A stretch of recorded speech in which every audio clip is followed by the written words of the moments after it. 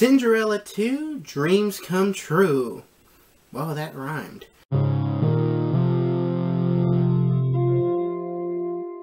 So this is a 2002 sequel from the 1950 movie. Wow, that's a big jump. 52 years from the original.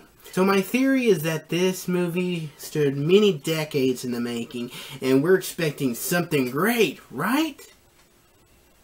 Right? We don't get a full-length feature sequel, of course.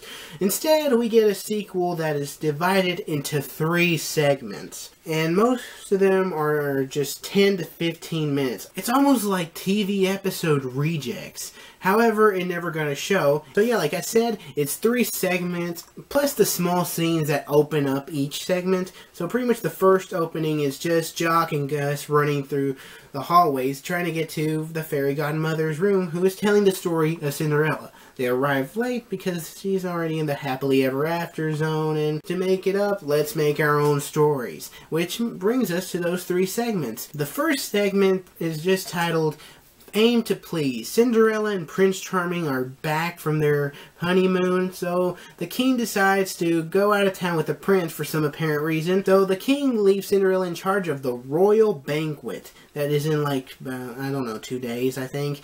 So she is later put in charge and finds out that this whole thing is a traditional feast where royal guests appear, and there is some things that she has to learn through the way. It turns out into a whole lot of pressure that in the end she decides, I got to change this whole tradition and see the outcome. If you want to know what the outcome is, just watch the movie if you're interested. If not, let's move to the next segment. The second segment, Tall Tale, tells the story about Jock, who is just tired of being small because he wants to help Cinderella. It's a fancy calling for Cinderella. So he tells the fairy godmother that he wants to be tall.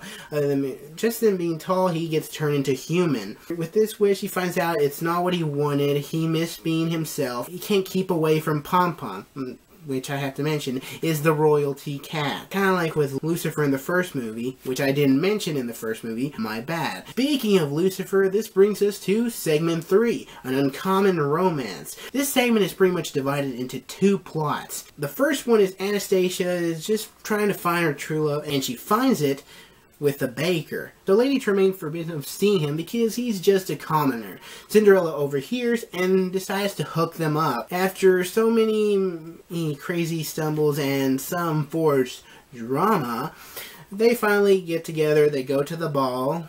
Oh yeah, there's a ball during this whole thing. The second plot is pretty much Lucifer. Lucifer finds the mice, chases it off to the castle where he meets Pom Pom.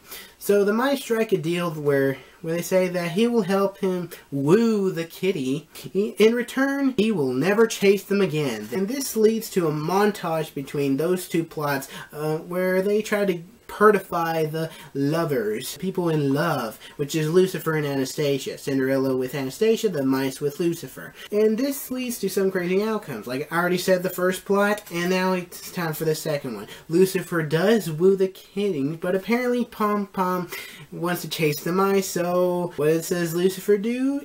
Cuts the deal off and pretty much chases them off. In the end, he loses the girl and loses the deal, and that's all I can say. So the outcome is it's a very terrible sequel. Are there any pluses in this sequel? Of course there is. The first one is the voice acting. Yes, we got some good voice talent. We have Jennifer Hale, Christopher Daniel Barnes, Lucy Taylor, Tress MacNeille, Corey Burton, and Susan Blanchie. However, there are 2 other voice actors that I kind of feel like I need to give some honorable mentions because I have to give them kudos for their voice acting. The first one goes to Frank Welker, who did the voices of the animals. Lucifer, Pom Pom, and the horses. He did all the animals. He's pretty much what I like to call the king of the animal voices. And the second one has to be Rob Paulsen. He voiced all the minor characters in this movie. He voiced Jock, he voiced Gus, he voiced the Grand Duke, the baker, the vendor. He even did Sir Hugh, which is pretty much Jock in human form. This guy did all these voices. I am shocked. This guy must have had a huge payload in the end. And yeah, pretty big. So yeah, the voice acting is amazing. The second plus has to be the music. I don't know the composer, and I don't really remember the musical scores, all the motifs, but the songs, they were catchy. They were great. I have to thank Brooke Allison for singing these songs. My favorite one has to be Put It Together, or aka Bibbidi Boppity Boo, because it has a very catchy tune, and I just like the lyrics. I like Kadoola, Magic Kaboola, Bippity Boppity, Bippity Boppity. I could sing that all day. So what was the fate of this movie? Well, Cinderella 2 Dreams Come True, yep, still rhymes, just got negative reviews from critics and audiences, of course. For a direct-to-DVD set, the sales were great. It was a big DVD sales success. If I had to rate it, I'll give it a 6, because it has a terrible story thanks to terrible writing. However, the plus side has to go with the voice talents and the music.